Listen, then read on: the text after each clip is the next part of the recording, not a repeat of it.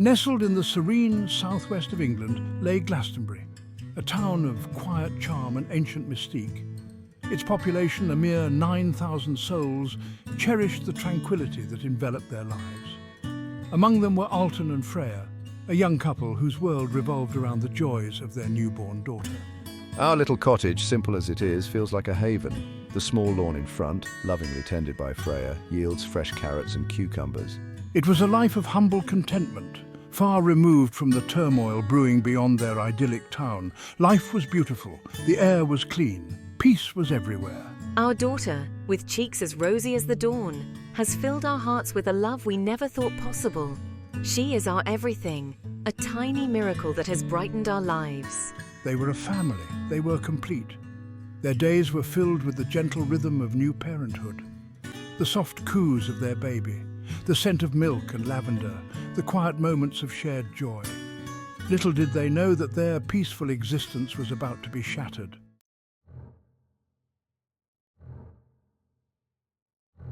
News from the outside world trickled into their peaceful haven like poison. The war, a distant rumble at first, grew louder with each passing day. The radio crackled with reports of escalating conflicts, of nations on the brink of collapse.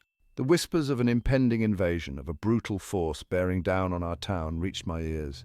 It felt like a knot of dread tightening in my stomach. The news hit Freya like a physical blow.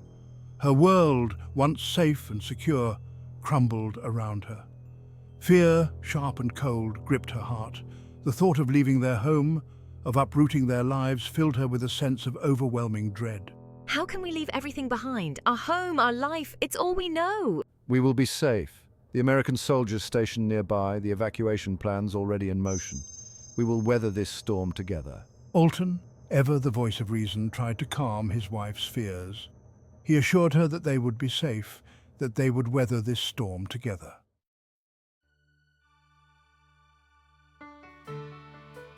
Amidst the growing fear and uncertainty, a glimmer of hope emerged. Alton secured train tickets to Wales, a sanctuary from the encroaching conflict. The journey would be arduous, fraught with the unknown, but it offered a chance at survival. Packing our meager belongings, I felt a surge of determination. I will protect our child no matter the cost. As she tucked her daughter's favourite blanket into the bag, a silent vow formed in her heart. The next morning, as the sun peeked over the horizon, they bid farewell to their home.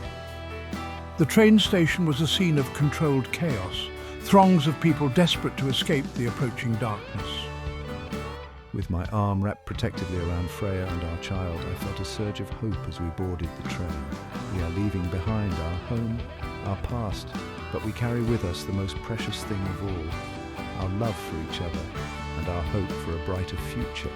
The wheels began to turn, carrying them away from the danger that lurked on the horizon.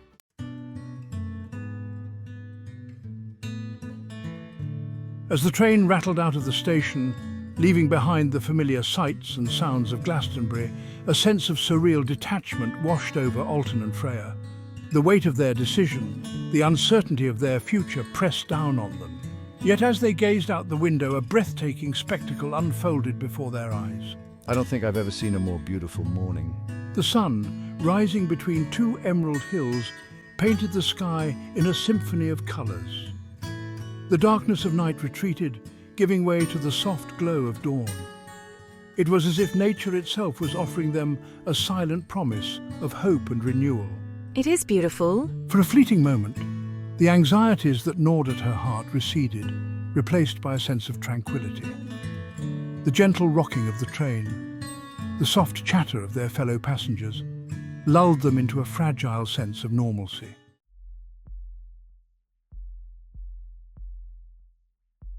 They had been fortunate enough to secure seats in the business-class berth, a small haven of comfort amidst the throngs of evacuees crammed into the train.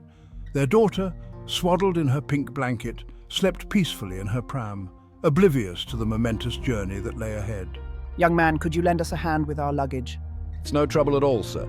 God bless you, my child. My name is George Smith, and this is my dear wife, Ruth.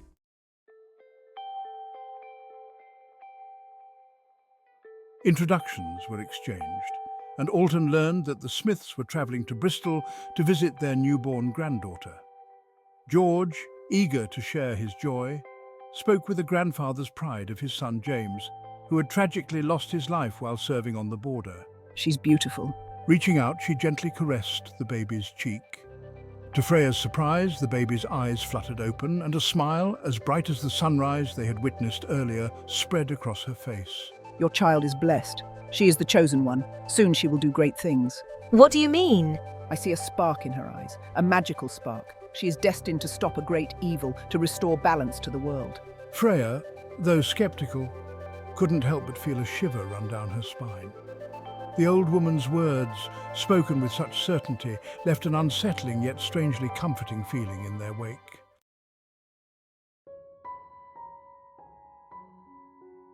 Freya found it difficult to reconcile Ruth's pronouncements with the reality of their situation. Her daughter, a beacon of light in their lives, a harbinger of great destiny. It seemed inconceivable, a fantastical tale spun by an old woman seeking solace in turbulent times. Still, the image of her daughter's smile, so radiant and pure, lingered in her mind. The train journey continued, the rhythmic clatter of the wheels a constant reminder of their escape from danger. Outside, the landscape flashed by in a blur of green fields and quaint villages. Inside, the atmosphere was a mixture of anxiety and resignation. Most of their fellow passengers, their faces etched with worry, spoke in hushed tones of the escalating conflict, of loved ones left behind, of an uncertain future. The war cast a long shadow, even within the confines of their moving sanctuary. Freya found herself torn between the desire to believe Ruth's prophecy and the nagging voice of logic that whispered it was nothing more than wishful thinking. She loved her daughter fiercely, would do anything to protect her from harm. But the idea of her tiny baby, so innocent and vulnerable, being entrusted with the fate of the world seemed preposterous.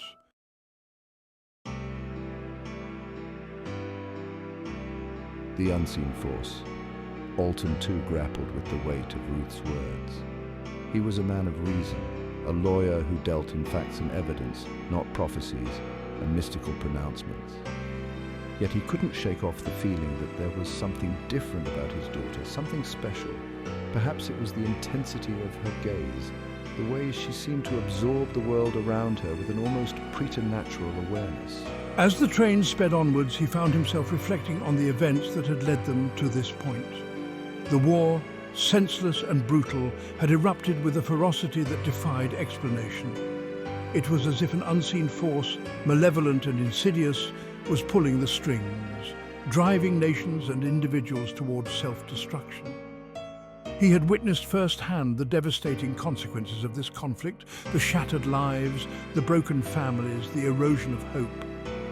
The world seemed to be teetering on the brink of an abyss, and he, like so many others, felt powerless to stop it. Was there truly a higher power at play, as Ruth had suggested?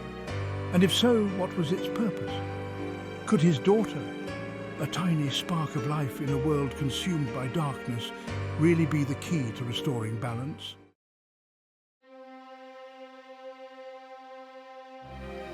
Despite his doubts, a flicker of hope ignited within Alton's heart. He looked at his daughter sleeping peacefully in her pram, her tiny chest rising and falling with each breath. She was so precious, so full of promise. He vowed to protect her, to shield her from the darkness that threatened to engulf their world. He knew that the journey ahead would be fraught with danger. The war had cast a long shadow and there was no guarantee of safety, even in Wales. But he refused to give in to despair. He would draw strength from his love for his family, from the belief that even in the darkest of times, a single spark of hope could ignite a flame of change. The train rattled onwards, carrying them towards an uncertain future. Alton, his hand resting protectively on his daughter's pram, felt a surge of fierce determination. He would do everything in his power to ensure that she had the chance to fulfill her destiny, whatever it may be. As the sun began its slow descent, casting long shadows across the carriage, Alton closed his eyes, seeking a moment of peace amidst the turmoil. He prayed for the safety of his family, for the strength to face the challenges that lay ahead, and for the wisdom to guide his daughter towards a brighter future.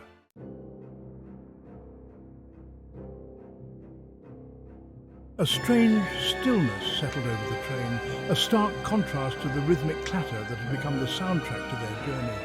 The air, once filled with the soft murmur of voices, grew heavy with anticipation. Outside, the sky, previously a canvas of azure blue, had transformed into a swirling mass of charcoal grey clouds. Alton, sensing a shift in the atmosphere, stirred from his contemplative silence. A prickle of unease ran down his spine, an instinctive awareness of impending danger. He glanced out the window, his gaze drawn to the storm clouds gathering on the horizon with alarming speed. The wind, once a gentle breeze, picked up, whipping the trees into a frenzy. The train lurched violently, shaking them from their uneasy truce. Flashes of lightning illuminated the sky, momentarily transforming the world outside into a negative image, all shadows and stark contrasts. A crash of thunder, close and deafening, shattered the fragile peace that had settled over the carriage. Fear, palpable and raw, rippled through the passengers. Mothers clutched their children closer, their faces pale with apprehension. The train, once a symbol of hope and escape, now felt like a fragile cage hurtling towards an unknown threat.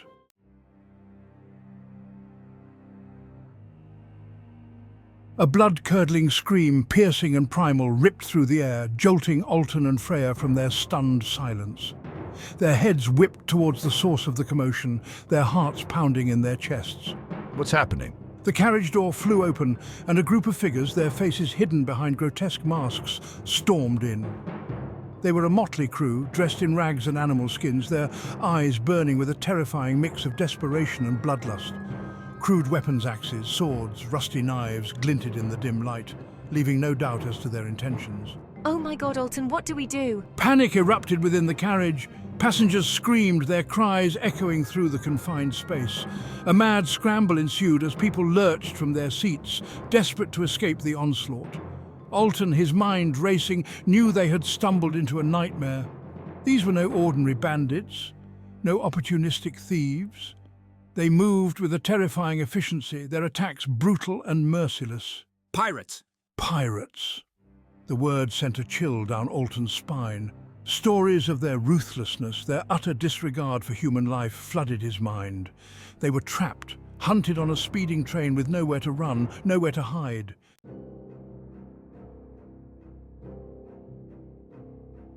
Frey, take the baby and run!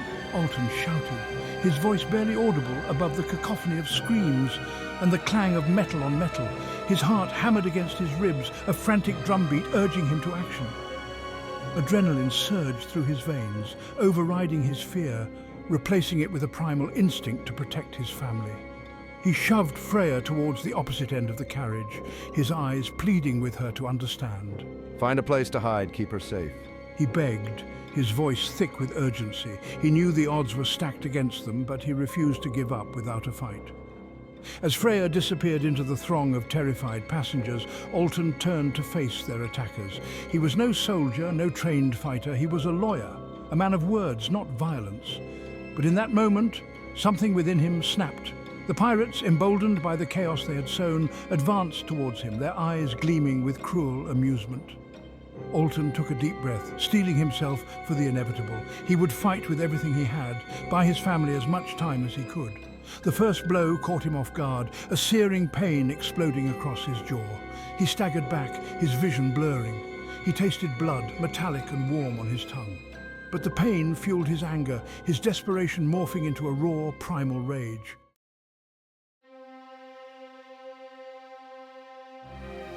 Freya, clutching her baby tightly to her chest, ran blindly through the chaos, her ears filled with the horrifying sounds of the attack. The air was thick with the stench of fear and blood. She could hear Alton's voice, a distant roar of defiance, and her heart ached for him, for the impossible choice he had forced upon her. She stumbled into the last carriage, her lungs burning, her legs heavy with exhaustion. She glanced back, her heart sinking as she saw the pirates advancing relentlessly, leaving a trail of carnage in their wake. They were trapped, with nowhere left to run. Oh no, what do I do? Her gaze fell upon her daughter. Her tiny face contorted in fear, and a surge of protectiveness washed over her, fierce and absolute. She would not let them take her baby, not while she still had breath in her body. Her eyes scanned the carriage, desperately searching for an escape, a miracle. And then she saw it. The coupler connecting their carriage to the rest of the train, a glimmer of hope in the midst of despair. It was a desperate gamble, a long shot, but it was their only chance. With a strength she didn't know she possessed, she lunged towards the coupler, her mind racing, her heart pounding. Freya's determination was unyielding. She would do whatever it took to save her child.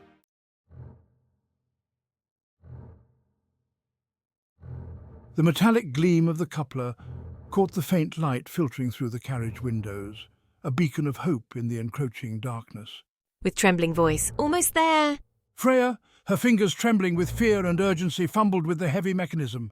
Each clang of metal, each spark that flew from the grinding gears sent shivers down her spine. The pirates were closing in, their shadows looming larger with each passing second. She could hear their guttural shouts, their heavy footsteps pounding on the metal floor, a terrifying symphony of chaos drawing closer. Fear, sharp and cold, gnawed at the edges of her mind, threatening to consume her. But above the din, above the symphony of terror, she could hear another sound, a sound that gave her strength, that fueled her desperate actions, the soft whimpering cries of her daughter. Her baby, her everything, depended on her. Whispering, "Almost there." Her fingers, slick with sweat and fear, finally found purchase on the release lever. It was a heavy, unforgiving piece of metal, designed to withstand incredible force. But Freya, fueled by a mother's love, a love that defied all odds, pulled with everything she had.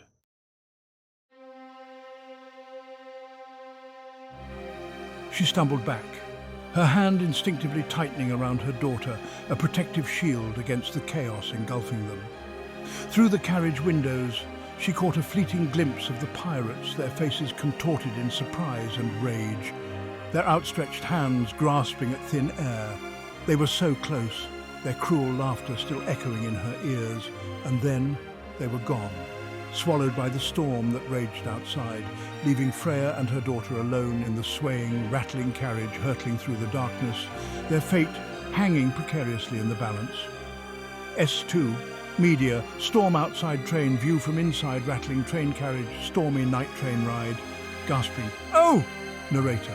The world seemed to slow down, the sounds of chaos fading to a dull roar as the lever creaked and groaned in protest. For a heart-stopping moment, it felt as if it wouldn't budge, as if the fates themselves were conspiring against her, mocking her desperate attempt at salvation. And then, with a deafening clang, the coupler gave way, the carriage lurched violently, throwing Freya off balance.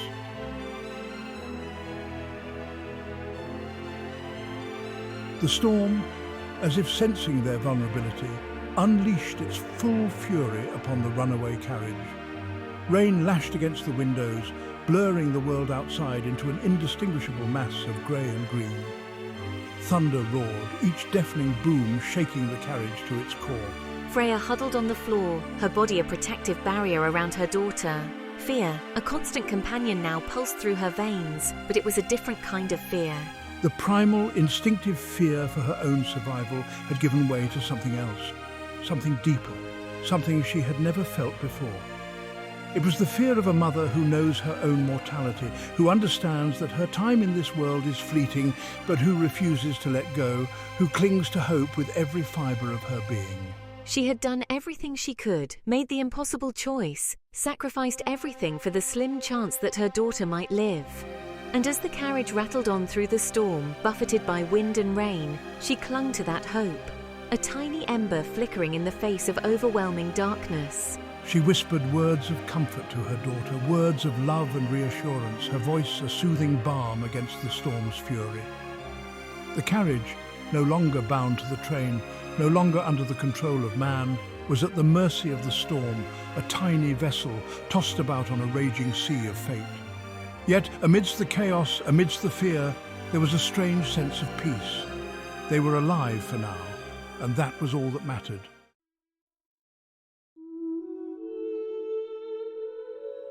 The storm raged on, a symphony of wind and rain, lightning illuminating the sky in a blinding flash, followed by the deafening roar of thunder. The runaway carriage, buffeted and tossed like a toy boat on a raging sea, hurtled through the darkness, its precious cargo clinging to life. And then, as if by some unseen hand, the storm began to subside. The rain eased, the wind died down to a gentle breeze, and the first rays of dawn peeked through the receding clouds, casting a golden glow on the battered landscape. The carriage, its momentum finally spent, rolled to a stop on a siding near a small town, its silhouette barely visible in the early morning mist. It was a town much like the one they had left behind, peaceful, idyllic, untouched by the chaos that had engulfed the world. Inside the carriage, Freya stirred, her body aching, her mind still reeling from the ordeal. She looked down at her daughter nestled safely in her arms, and a wave of relief washed over her, so powerful it brought tears to her eyes. They had survived. Against all odds, they had made it.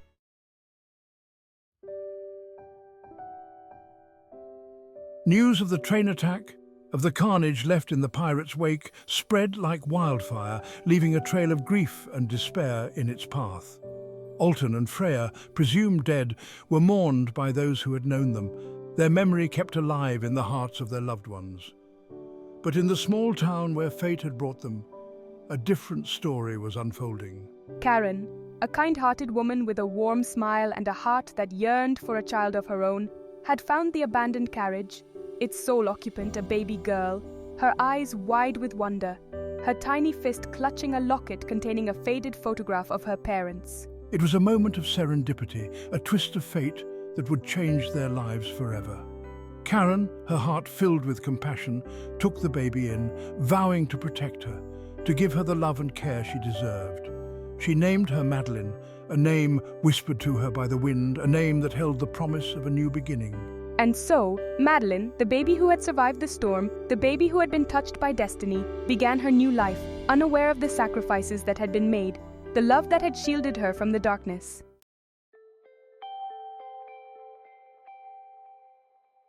Years passed, the seasons turning in their endless cycle, the small town embracing Madeline as one of their own. She grew into a bright, curious child, her laughter echoing through the streets, her kindness touching the lives of all who knew her. But beneath her cheerful exterior, there lay a strength, a quiet determination that hinted at a destiny yet to be fulfilled. She excelled in her studies, her mind sharp and inquisitive, absorbing knowledge like a sponge. She was drawn to stories of courage and adventure, tales of heroes who fought against injustice, who stood up for what was right, no matter the cost. And as she grew older, she couldn't shake off the feeling that she too had a part to play in the grand tapestry of life, that there was a reason she had been spared, a purpose she had yet to discover. The world, still reeling from the aftershocks of the war, was a place of uncertainty and change. The old order had crumbled, and a new world was emerging from the ashes, a world in desperate need of heroes, of leaders with the courage to fight for a better tomorrow. And deep within Madeline, a fire began to stir, a fire ignited by the sacrifices of her parents, fanned by the love of her adoptive mother, a fire that whispered of a destiny waiting to be claimed. The centurion's call had sounded, and she, the child of prophecy, the beacon of hope, would answer.